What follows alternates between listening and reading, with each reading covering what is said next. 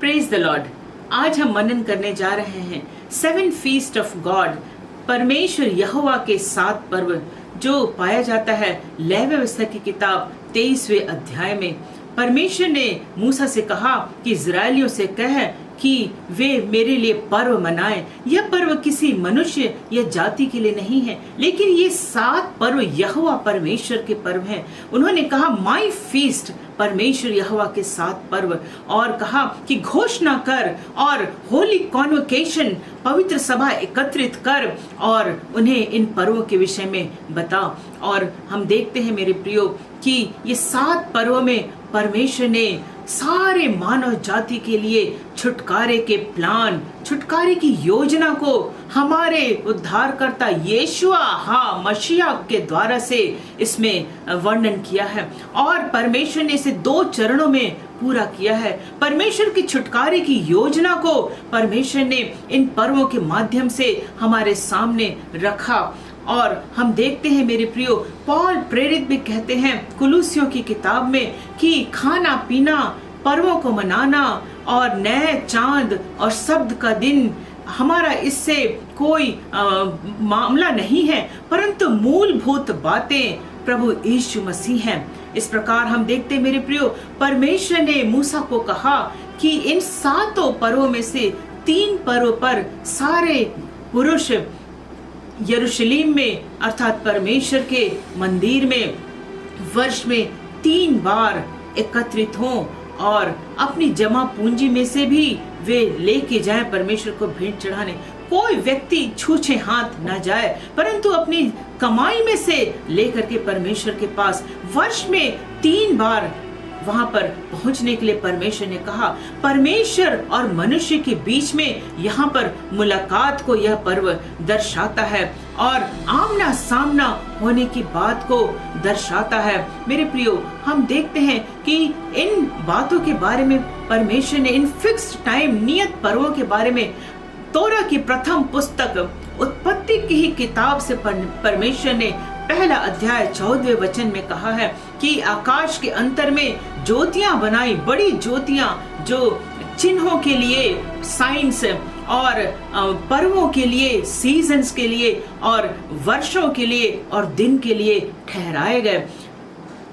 Seasons के लिए अर्थात मॉइडिंग। उसी प्रकार भजन संहिता में भी कहा है चंद्रमासी को पूर्ण पर्व जब मनाया जाता है, पूर्णमासी के दिन जब पर्व मनाया जाए तो यह एक फिक्स टाइम में, मॉइडिम में मनाया जाता है।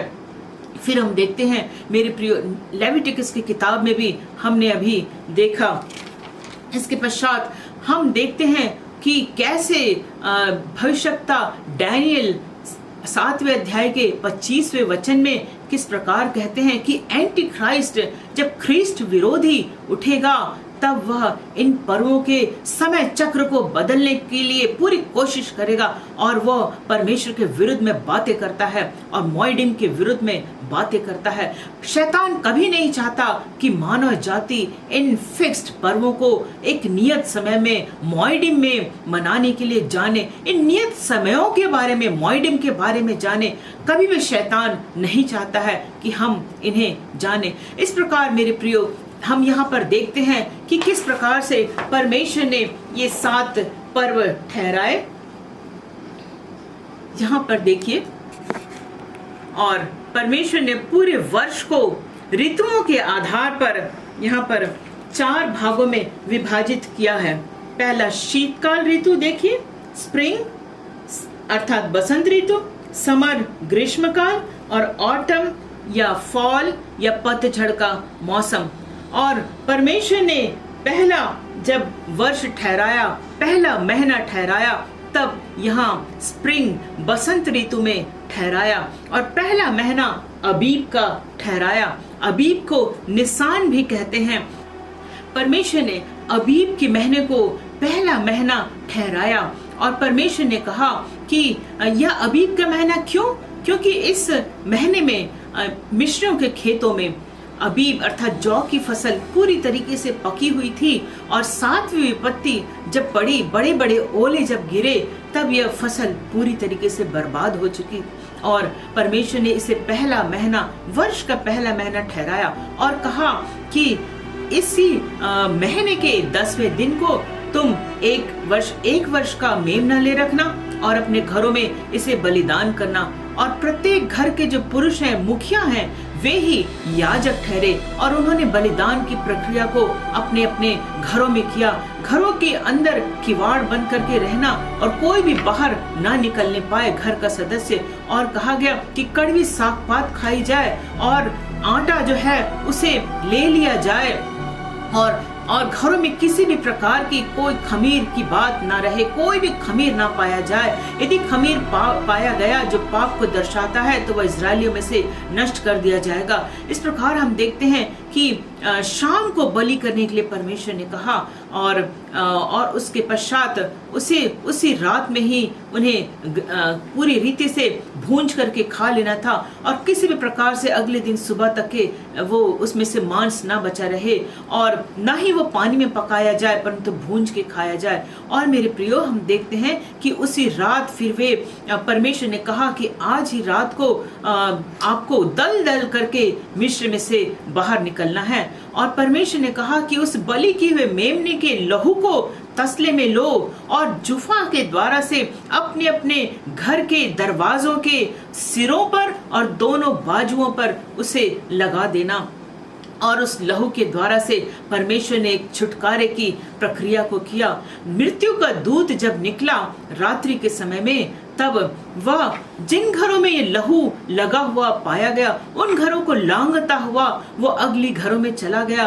और हमने देखा कि किस प्रकार से मिस्रियों के सारे पहलौठे, चाहे राजा हो, चाहे दास हो और चाहे जानवर हो, सारे पहलौठे मारे गए, लेकिन इजरायलियों के कोई भी पहलौठे ना मारे गए। और हम देखते हैं उसी दिन से परमेश्वर ने कहा कि इजरायलियों के सारे पहलौठे, चाहे वह मनुष्य हो चाहे जानवर हो, वह मेरे लिए पवित्र है और पहलौठे सारे परमेश्वर ने अपने लिए ठहराए। मेरे प्रिय, हम देखते हैं कि परमेश्वर ने कहा कि तुम्हारे बीच में कोई खमीर ना पाई जाए। और हम इसे देखते हैं कि 7 दिन तक के, अगले 7 दिन तक के अखमीरी रोटी का पर्व मनाया जाए। अखमीरी रोटी अर्थात हमारे प्रभु यीशु मसीह को जिस दिन वे बलिदान किए गए, अर्थात पासोवर फसह के दिन, और उसी दिन शाम को प्रभु यीशु मसीह को कब्र में रखा गया।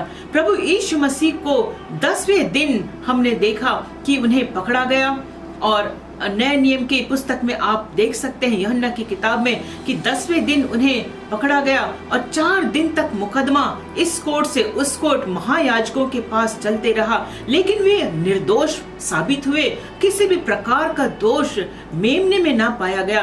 और यूहन्ना बपतिस्मा देने वाले ने कहा कि यह परमेश्वर का मेमना है जो जगत के पापों को उठा ले जाता है। और मेरे प्रियो, और प्रभु यीशु मसीह को इस प्रकार से शुक्रवार की सुबह क्रूस पर उन्हें 9 बजे चढ़ाया गया और वे 3 बजे उन्होंने अपने प्राण त्याग दिए।